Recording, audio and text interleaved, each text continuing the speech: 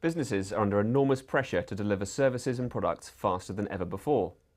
As one way of meeting that demand, many have been ramping up their field workforce, with increasing numbers of sales, engineering, maintenance, consultants, care workers and others deployed to close the physical gap between the customer and the organisation.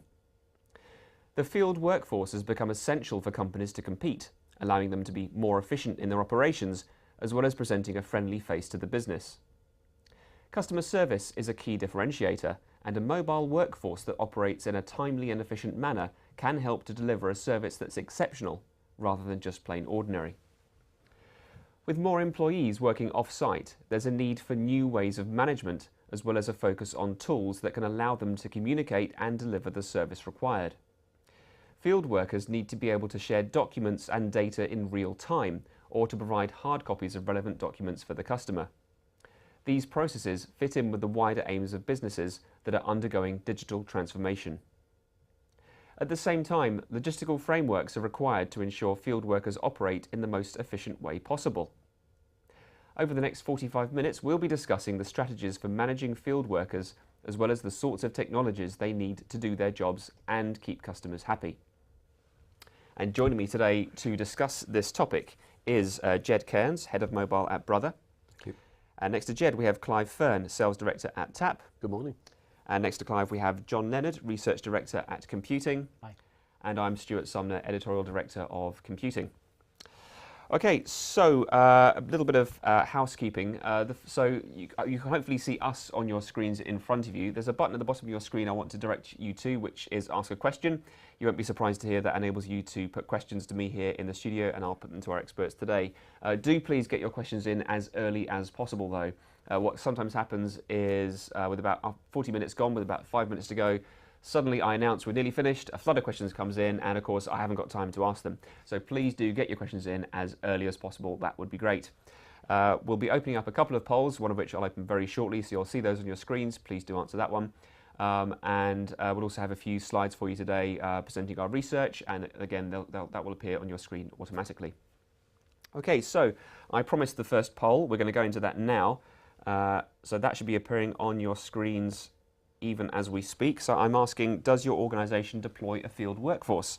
As you can see, it's multiple choice. You can say no, yes, we're increasing the number, yes, the number is static, or yes, but the number is decreasing, or yes, but I'm not sure whether the number is increasing or decreasing. So we'll close this poll in about 15 minutes or so please do get answering. Okay, so I've given my introduction to the topic. Let's go to you now, Jed. So can you go a bit deeper into why the mobile field force is increasing and what exactly the support challenges are? I think what we're seeing, Stuart, is we're seeing a change in the demographic of the workforce at large. You know, if you look at our private lives, look at our family lives, the use of mobile phone and smartphone technology, it's just everywhere. You know, smartphone literacy amongst the population is growing. Tools like Siri and Alexa are having an impact on how we interact with the technology now. And, you know, we're also seeing, you know, through recent surveys that, you know, the global mobile workforce will grow by nearly 400 million extra workers in the next few years. So that's going to put tremendous demands on companies and structures and organizations. And I think also as a businesses and also, again, personal life, you know, we expect more information flow to come to us in a much more rapid movement. You know, we now want and expect, you know, hourly intervals of deliveries from a courier parcel or from a field engineer or from a service engineer or something along those lines. So, you know, we're now seeing natural expectations from a customer level that we expect things now, and we expect information flow between our service provider or our operator or our customer or our retailer to tell us more about what's happening from their side, so that we can make informed decisions about when we stay in, when we go out, what was fixed, what needs to be fixed, what, etc. So it's just a natural evolution of what's happened just since the smartphone came to the market. And as you know, as business providers here, what we're trying to do is provide our companies with information to allow them to make an informed decision, because not one size fits all. It's very much, you know, down to each individual organisation to analyse their business, their size, their future, what they're trying to achieve with this growth in mobile workforce, and pick the right solution for them. Yeah, great. Okay, thank you. Now, as I mentioned, we've done some research around field workers. John, what did the results show? The people that we surveyed on this occasion were people from companies that have a field workforce, be it a sales force, engineers, nurses, health workers, as we've been saying. And so we asked, do you envisage the number of field workers in your organisation to grow in the next 5 years? And the answers came back, yes, 51%, no, 34%, not sure, 15%. So that's about half saying that it will grow. And on to the next slide now. We asked, by what percentage do you envisage the number of field workers in your organisation to grow in the next 5 years? Obviously, these are the people that said that their workforce would be growing. And among those who said that it would, more than 2/3, or 68%, believe that their workforce would grow by between 5% and 20%, which kind of matches with another analyst called Markets and Markets, which put the growth of field services workers even higher, something like 15% per year, although that data is from the US, so I don't know how comparable that is.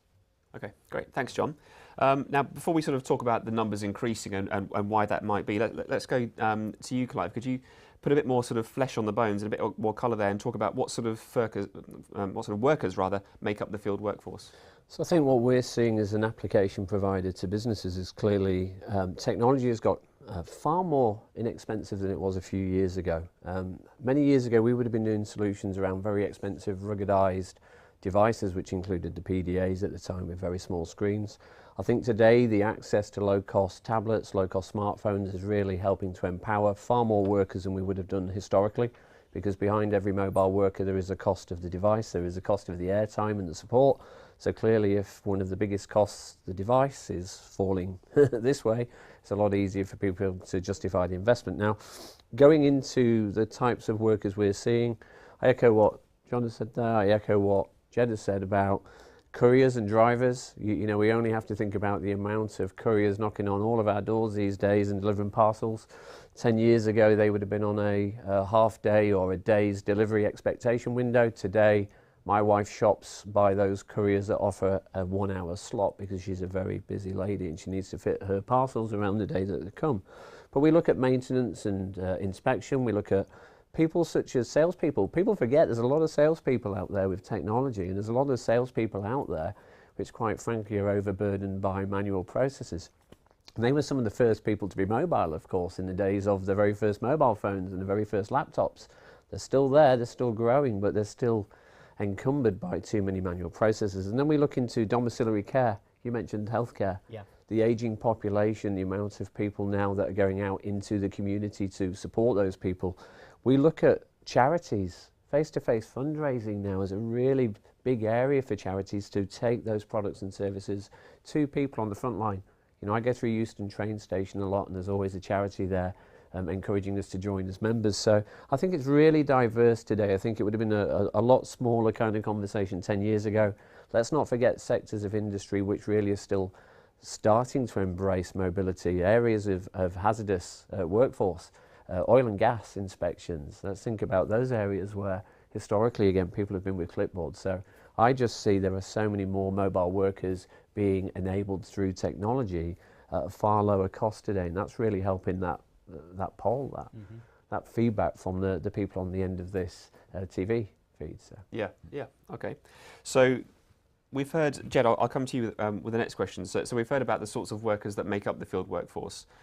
We've heard that the number at many firms is increasing, and there's certainly lots of new use cases for people to go out there being enabled by technology and do their jobs in the field. Could you talk a bit about the sort of the management problems that this poses? I think there are three things that people are trying to achieve when they consider, you know, mobilising their workforce or giving tools to their workforce, and you know, any one of these or all three of these are relevant. First of all, it's the cost, the saving of cost, okay, which could be time, it could be physical cost, it could be time of travel, which is a significant factor in a lot of the decision making that's taking place in many workforces out there. It's also competition. You know, where do we sit against our competition? What can we do that's different, that differentiates ourselves from our competitor? How can we at least catch up with our competitor, things that are driving that kind of behaviour, and also, you know, what can we offer to our customer? So it's 3 C's, you know, the cost, competition, and our customer. What is our customer now expecting? Like I said earlier in my opening remark, you know, the demographic of industry, and as Clive commented as well, you know, we now expect hourly slots. We want it now. We expect it tomorrow. Those kind of things in terms of delivery. So, you know, we have to match and, if possible, exceed our customer expectations.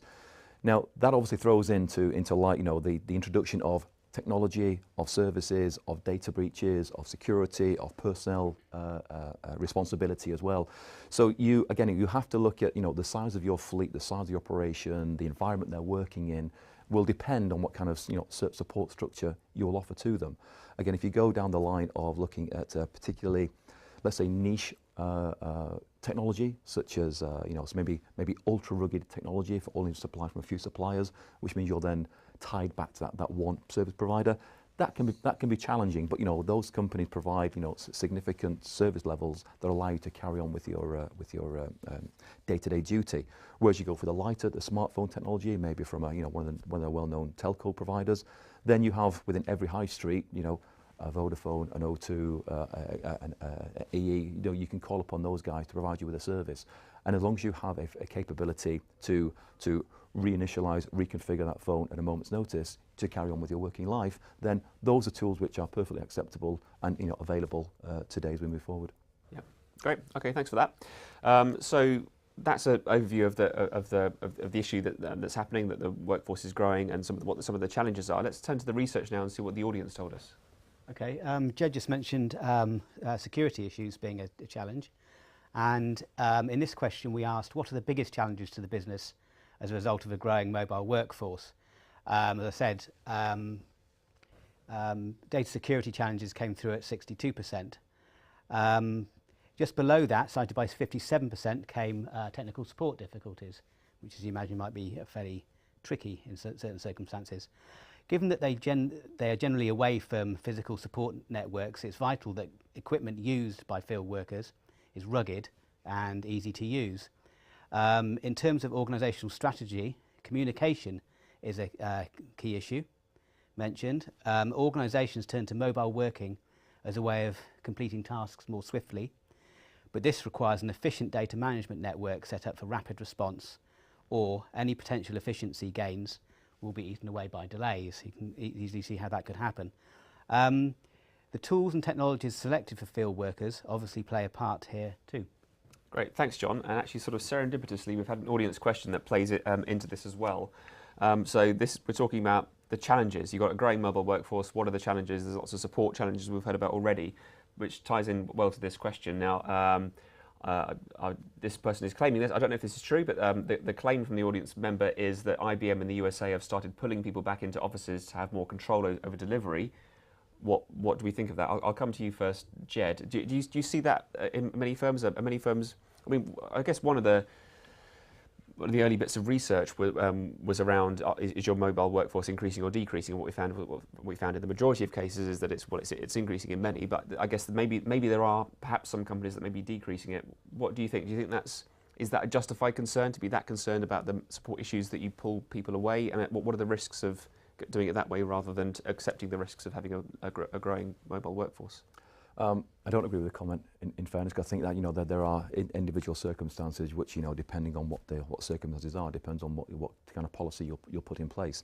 I think if you look at the again infrastructure of our expectation as consumers, then we expect things at our doorstep. I think that also the demand on retail space and cost of putting people into seats is going through the roof. Therefore, there's also a growth of, well, why do I need to have somebody working from an office or returning to an office? Maybe they can carry out that same function at home or in a coffee shop, for example, and carry out wherever they have Wi-Fi access. They can carry out their work that way. So I think it does depend. I think that there are exceptions to the rule. Maybe IBM, for whatever reason, see that they have obviously office space available, I guess, so they're going to use that to justify it maybe. But I think on the whole, I think the cost of office space is a significant factor, and also the speed to serve as well. Having people drive back to an office is laborious, it's time wasting, traffic chaos is getting even worse. So if we can keep people on the road, maximise their efficiency on the road, that's only a good thing. Yeah, I agree with that. It sort of strikes me as well. You could, if you wanted to look at it from a purely sort of mathematical perspective, you'd be balancing the potential loss of productivity and increased cost of putting everyone in an office against possibly it's easier to support people in an office. But there's definitely pros and cons there. And certainly fair point. From my own organisation, we're going more and more mobile, more remote working. We interview a lot of CIOs on computing. I haven't heard any yet so far saying we're pulling people back into the office because we're so concerned about mobile and working. But maybe there are exceptions. Sure. Clive. Yeah, I think what I want to draw the audience to is the importance of the overall solution. Again, without knowing the IBM scenario, I think it's from my experience through my supply chain operational career into the mobility career, which is about 50-50, I'm showing my age now in terms of number of years.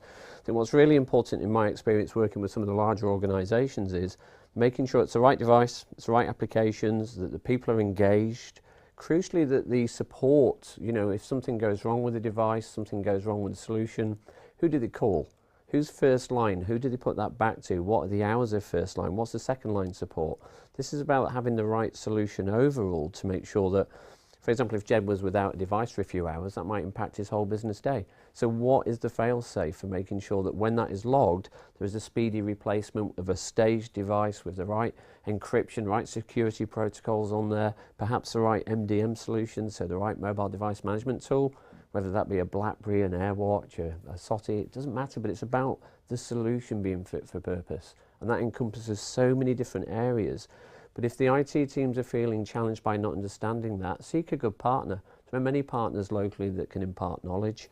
There are many people from the technology vendors that can impart knowledge, but I have to say that if you get the solution right, you don't look back. It's all about those elements of the solution. Is this somewhere where the increased use of consumer devices such as smartphones comes in, where you might not have that sort of second line of support? You might have to do much more yourself, much more in a kind of... Potentially, although again, conversely, I've seen, having sold many thousands of rugged devices through my career, I've actually got customers today who their consumer devices outperform what they were using when they were rugged. So they're suddenly seeing that this rise of a 5-inch Android or an Apple OS, this device is looked after. People feel more engaged with the technology. I have to say, again, I'm smiling because I can think of some of my customers historically that were using some of the quite ugly devices that we look at now from many years ago, and they were marketed as rugged. The people treated them as rugged, and therefore the swap out percentages, we were seeing attrition rates of 20% per month on the fleet, whereas now with some of the low cost consumer devices, again the managed service providers that I work with and talk to, they're seeing maybe 1% swap outs, and that's because people actually quite like the technology. They're more engaged with an Apple smartphone or a Samsung, X cover, because it looks nice, it feels nice, and therefore they're more willing to embrace it. Whereas some of the older legacy technology, quite frankly, was used as door wedges and perhaps not used at all. Just to add to that, John, I mean, it's also down to, what you're prepared to pay and what you can afford to pay. And there's a compromise within that. And also the environment you're working in. If you're in a utility space and you're working in the outdoors and you're working in all kind of weathers, then clearly, you need to protect the device that you're working with, otherwise it's not going to be fit for purpose. So, there's always going to be that compromise and look at, what's my user case, what's my environment, what's my expectation of cost of ownership, what's the likelihood of it breaking? If I do give a smartphone to somebody, will they treat it the same way as if it was their own personal smartphone? Could I actually build tools into that device that actually gives them ownership, so they have, they can have free use of it, sending texts and messages, etc., outside of working hours, for example, so that they actually look after it for their own benefit as well. Those are kind of some things you can introduce to endear them to that piece of technology which you're giving to them. So it is different. I think also, if I can just interject and also add, it's interesting that a few years ago BYOD was a major discussion point in mobility. I have to say, with the enterprises we work with, BYOD seems to have almost disappeared.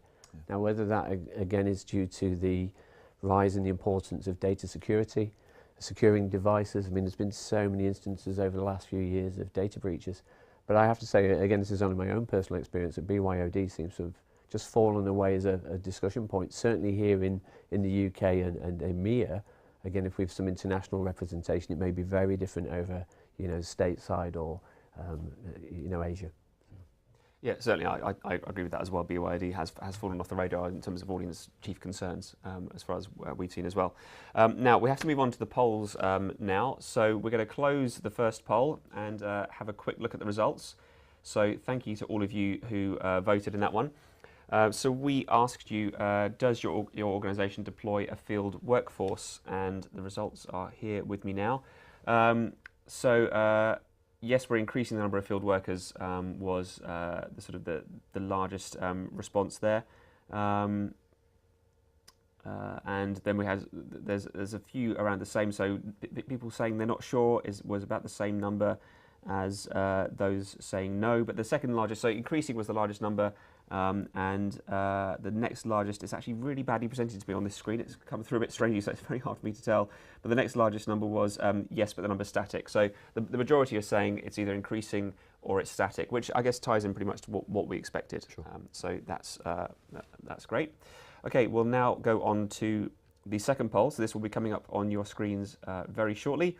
We're asking which of the following presents the biggest barrier to fieldwork efficiency. Again, it's multiple choice, and you can say traffic, connectivity problems, legacy technology, lack of information to hand when they need it, having to travel to and from the office or vehicles to access printers and other equipment, or technical support difficulties. I think just to point out, when I say traffic at the first there, I think we're talking about digital traffic, communication traffic, rather than a big van in your way.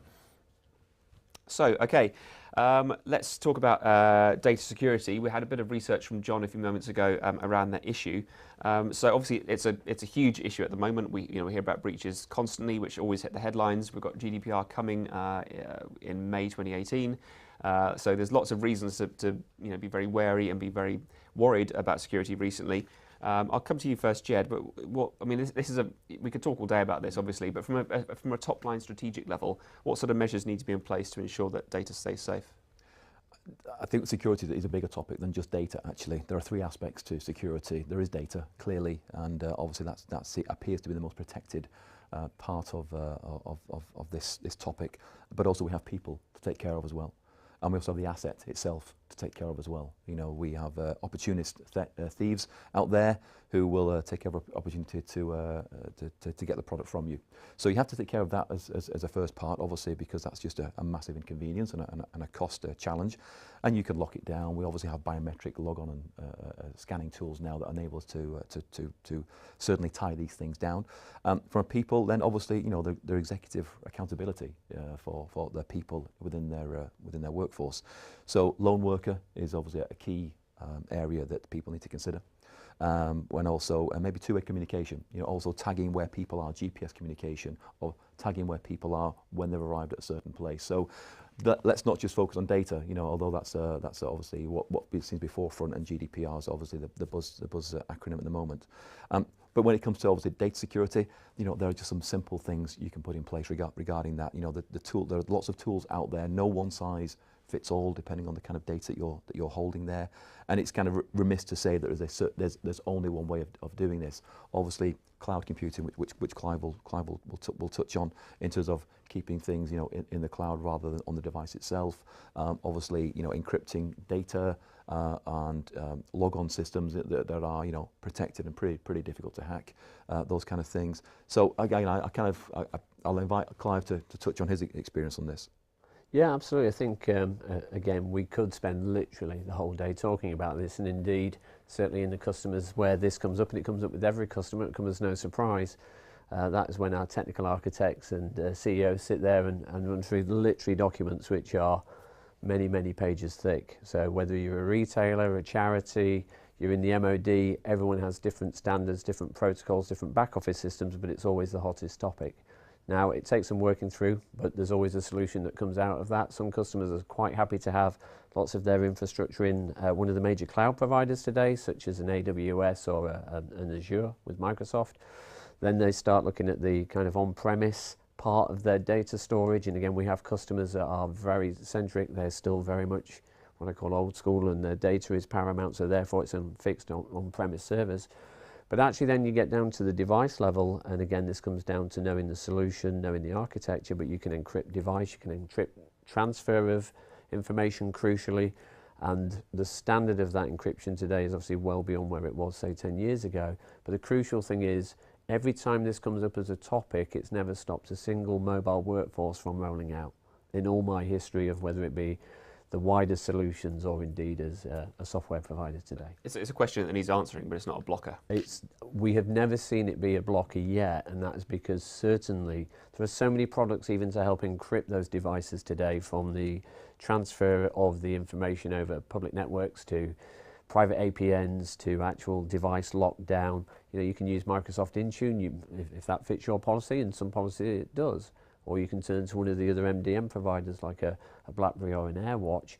It's really, there are so many choices, but everyone's different. The crucial thing is everybody's got a different set of requirements, and I'm sure the people on the end of the feed will acknowledge that their IT teams will always have something that's very different, even though they'll be in the same sector. Yeah. Okay, great, thanks for that. I'm going to ask the next question for you, Jed. We heard about technical support is one of the issues that people are concerned about when it comes to a field workforce. Is there a sort of is there a best fit? Is there best practice in how it's managed? Not really. Again, it depends on the scale of your operation, the geography of your operation, what you're trying to achieve on it, what your SLA to your customer might be, for example.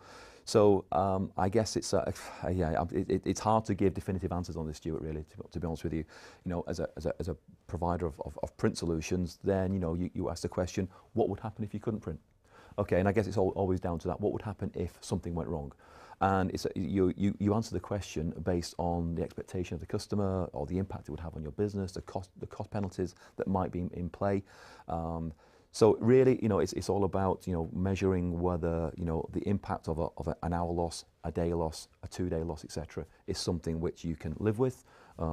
I think typically in most operations, when we look at this, we look at an overnight repair or replace or swap out. Would be a typical, if you're looking for a stock answer, there would be, we'll carry a spare pool of those items, we'll stage it, we'll control it, and by the following morning, we'll either use some kind of local courier or a buy box or local service station to go and pick up your device for the mobile worker, that kind of thing.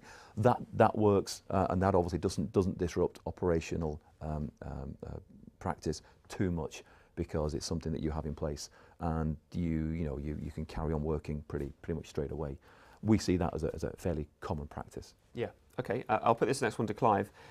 Does the sort of the need for a certain amount of technical support, does that affect the device you choose? So are businesses more likely to choose something that has a very light management overhead?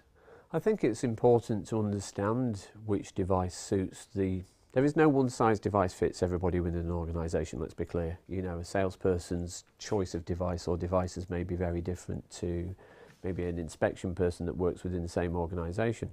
But choosing the right device and choosing perhaps the right support partner, if you're prepared to put that kind of support infrastructure in place, can have a massive bearing on the success of that mobile solution. I have seen so many solutions fail because the support hasn't been correct. The device was good, the software was great, but there was nothing behind it. And again, people often forget how important it is to just make sure that the person that you're mobilising feels engaged with the company, with the solution, and supported if, as and when something goes wrong. But you're absolutely right, choosing the right device is paramount. Jed mentioned the ultra rugged hardware that you typically find in, say, utilities. So the likes of, say, one of the big GTAC devices, one of the ultra ruggeds. Choosing that in that environment is going to pay off a lot more handsomely than, say, a £150 lightweight consumer tablet, because it just is. It's built for purpose. But there are devices to fit every spectrum of every application. It's about choosing the right one to fit that job and the right support wrap, I feel. Just wondering if I could ask about connectivity. Obviously, when you are on the road, in the field, wherever you are, especially you might be a field engineer, away from 3G, 4G, whatever. Connectivity overall is better now than it was 5 years ago, 10 years ago. However, there must be instances where you just can't connect. Are devices taking up the slack? I don't think it's as much the device as the application solution.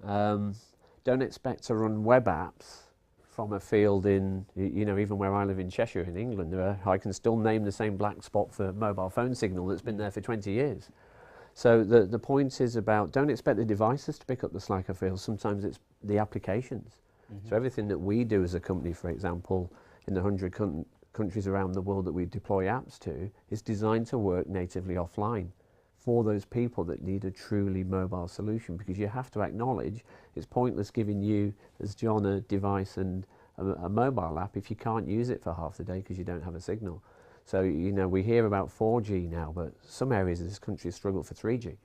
We're still having some of our solutions work in this country on GPRS, There are areas of this country which you truly cannot get a great signal. So I think as long as you architect the solution correctly for the environment, fantastic. We only do web apps where you're in an always connected solution, such as in retail, where the prevalence of Wi-Fi means that you can put those apps together and give a really rich experience to the person that's using that device. So again, it comes down to the solution. You've got to understand what you're trying to do and make sure you architect it correctly, I feel. Yep.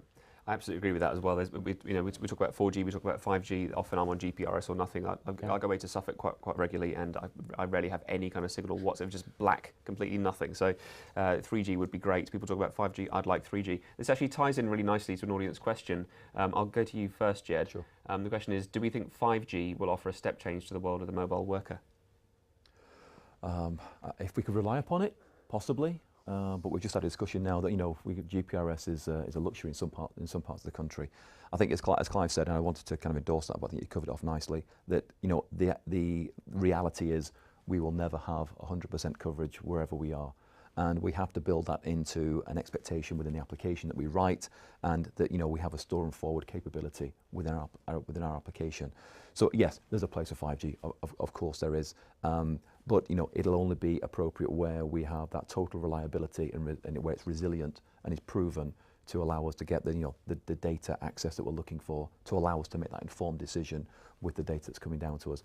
So it's I guess 5G will have its place in maybe more consumer world rather than the business world, because the variety of places where we visit in the business world, we depend too much on the application working, the process working, getting the end result that we're looking for. As a consumer, we can wait. Okay, we can show a little bit of frustration, but we can wait. Whereas in the business world, there's a clock is ticking, and expectation is rising, and so we have to be very I guess we have to pay attention to that at all times. Yeah, I think we also have to be mindful of cost. The airtime providers would love us all to jump to 4G and 5G, but with that data consumption comes a necessary increase in our tariffs. And in businesses, perhaps it's not always the wisest choice to go out and equip everybody with a 4G tariff or 5G, when bluntly you don't really have access to it. So I'm always mindful that in the solution, airtime is a part of that cost, and therefore 3G tends to fit most of our customers perfectly today, as that balance between having the right access of data, the right speed, but the right cost.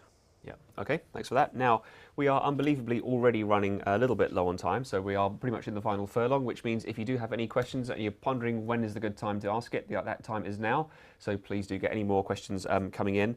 Now, we've got quite a few more questions that I want to ask you guys as well. So we'll start with these. We'll go to you first, Jed. So we've talked all about the mobile workforce, the issues, connectivity, but let's talk a bit about functionality as well. So on the theme of mobile printers and scanners, can you give us some examples of how they're used in the field?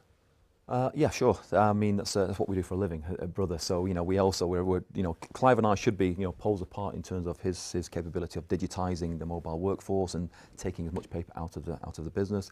But in reality, again, as consumers and as customers, there's a large demand for paper in our world still, as a proof of a service, a function, a sale, an invoice, a quotation.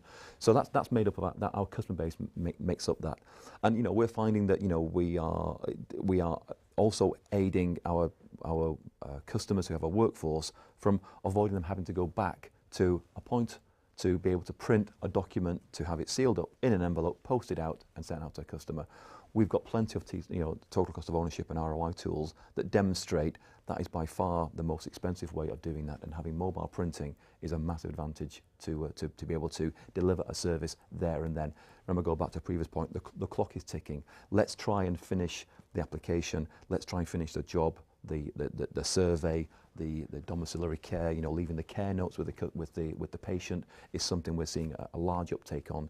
A lot of healthcare discussions taking place within our business as well about being able to leave case notes with a patient for their assistant, for their carer, and also also we're looking at also labeling up items as well. So there are accessories, let's say, and let's classify a product as an accessory that can help mobile working become a complete solution in its own. Mobile payment, mobile scan, data capture, printing, of course. I can't remember, remiss of me not to say that. But there are capabilities, there are products, there are tools that you can build into every aspect of your field working, whether it's taking a payment or whether it's just providing an invoice or a quotation or a certificate.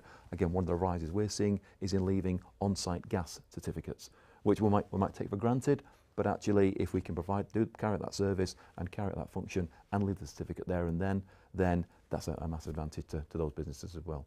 Can it be a customer time saving as well? Is that part of the benefits? It clearly is, yeah. Again, we go back to the tools that we put forward, and the uptake of printing has to be proven to the customer that there's a cost saving element to that. That it's not just a capital expenditure, which many people struggle to find the capital for. What we're finding is we take them through a conversation, we walk through that process with them in the same way that Clive does with his business. It's a step by step. So what's your alternative to not printing there and then? When we go through the process of either using no carbon required sheets, which is the pads where you hand fill out your docket or your receipt or invoice, which then have to come back to the office to be typed into by the operator, which is a cost and time and effort, and we can easily prove that actually doing it at the point of application far outweighs the overall cost of ownership of doing it any other way. Yeah. Okay. Let's go to you for this next question, Clive. Is it true to say that most companies don't do this or do this, or really why aren't more companies doing it this way if it's of such great advantage? I think I look back again through my career, and 20 years ago the first time I digitised any process was in a warehouse working for Fujitsu. Those that are old enough may remember ICL. Here we are 20 years later, and I still see we have these magic bullets of IoT, Industry 4.0, but every day I work with some household names who their biggest problem are paperwork, forms, checklists, unstructured spreadsheets, Word documents. It's incredible. The world of business process predominantly is manual. I can walk into any hotel, restaurant, any field services company and there are manual processes. So to really answer your question, I think we haven't really started on this journey of mobility, as crazy as that may sound, because yeah, getting the devices is the easy bit, but getting them to do something productive for business is the perceived harder bit. What I'm enjoying is showing companies that we can choose any process, digitise that rapidly, and I'm talking hours typically to digitise a process that's been on paper for forever. To be able to actually bring that to life on a smartphone and a tablet, change the business process if it needs be, but deploy it again very, very quickly. Now the point to come back to Jed is, when we do that, it's amazing how many customers I sit with. We go on that journey where they say, fantastic, we can digitise not 1 but 10, 20, 100 processes, fantastic. But some of my customers are a bit old school and they desperately want to have that bit of paper left as a certificate, as a quotation, before that person leaves site, and that's where the actual ROI comes in about time, effort, energy and cost. All those things always come into why you'd invest in that solution. So it really is finding that balance, but the tools are there to allow you to deliver that service to a customer. Just know that it's actually a lot easier today to start that journey than it was for me 20 years ago at Fujitsu, where just digitising the first processes took months and months and months. It was a lot of hard work and a lot of effort. It's not like that today, but just know you can start. Yeah. And once you've done it that way, is it more or less secure? I mean, how secure is it? Is digitising a process in that way? So in terms of digitising the process, I'm going to come back to, I guess, an earlier answer, which is we work with some highly sensitive information on behalf of our customers. That information is always the customer's information. But in terms of securing the solution, every time we've started, we've always mobilised that within literally weeks and got started. So I don't see it necessarily as a barrier, because I see the effort that goes in between solutions providers and customer really to get those processes mobilized. So it might seem a little woolly, but I just know that if you're motivated, you can make it happen. Don't take no for an answer. It can be done. I'm very much a can-do person, and I see the results of that. Yeah, great. Okay, thanks for that. We're going to go now to our second and final poll. So we're going to look at the answers. So again, thank you to all of you who voted in that one. If you didn't vote, it's now too late. And the results will be coming up on my screen very shortly. So we asked which of the following presents the biggest barrier to fieldwork efficiency, and it's a fairly overwhelming win for connectivity problems. Behind that, lack of information to hand when you need it. And the next one was having to travel to and from the office or vehicle to access printers, etc. So connectivity problems being, we talked about this earlier, saying 5G all very well, what about some 3G, that would be nice too. that appears to chime with the audience. We've got those three main answers: connectivity, lack of information to hand, and having to travel to and from the office or to the vehicle to access printers and other equipment. Is that roughly what you'd expect, Jed? What do you think of that suite of answers? It doesn't surprise me in that at all. You know, the connectivity issue, you know, we kind of said, you know, accept it. That's the way it is. You know, we can all give examples. I couldn't make a phone call from my hotel room last night. You know, I had to go in a courtyard to hold a conference call in the middle of London. That's just crazy. But you know, you adapt and overcome. But as Clive said, you know, you build that resilience into your application. It's as simple as that. You know, we cannot guarantee, and I don't think any service provider will guarantee that connectivity. You know, you have to work out what are you trying to achieve with the application. You know, so you're looking for dexterity. You're looking for an ability to change as things move. You're looking to have the capability to make a decision at the point of when you need to make a decision. So you need to have the information to hand. So, you know, all those things might require connectivity, but if you haven't got connectivity, you have to provide the information, you know, in an offline format, which goes back to the security question, okay? And then you need to, what it also does, Stuart, it also drives diligence. It drives people to behave when they're on the road in a certain manner. That's one of the challenges that could quite easily happen here. That, you know, you give these mobile devices and you give people the chance to interpret information in different ways. Well, by making your workforce, you know, comply with policies and with processes, you know, you can drive behaviour in certain ways as well. So, you know, you've got to try and think of, what am I trying to achieve in this? That other concern that I have of connectivity, of traffic, of legacy systems, etc. That's all kind of noise that I've got to try and work around, but I've got to accept it because that's the way it is. So that's the way I would just embrace it, adapt and overcome. Yeah, great. Okay, thanks for that. That does actually bring us to the end of everything we're going to cover in today's web seminar. So before we let everyone go, though, I want to get some final thoughts from the panel here. I'm going to go to you first, Jed, and work your way down. So, John, you've got ages to think about your final thoughts. However, the good ones will be taken by the time we get to you. So, swings and roundabouts. But anyway, Jed, so if the audience is going to take one thing away from today's presentation, what's the sort of key point you'd like them to remember? Think of the outcome that you're trying to achieve and work around that. There are lots of service providers out there. There is lots of choice. It can be confusing in terms of what the options are out there. You know, we rattle off, you know, some of the mobile device management software, and there are lots of players in that space who can help you with security concerns, remote device management of how you operate the devices once they're in the field. Consider the outcome, what you're trying to achieve. Are you trying to reduce cost? Are you trying to achieve competitive advantage? Are you trying to improve your customer relationship? Once you have that, the rest of it can be you know, informed decisions about how do I achieve that, again, cost effectively as well. Go back to what Clive said. You know, everyone has a varying budget. Everyone has a parameter to work to. But I think it's important that you work, why are you trying to achieve it? What advantages will it bring my business? And once you have that in mind, the rest will just fall into place. Great, thanks, Jed. Clive? I would like to say, don't let the devices be the barrier, because they clearly were 5 or 10 years ago to a lot of field service workers.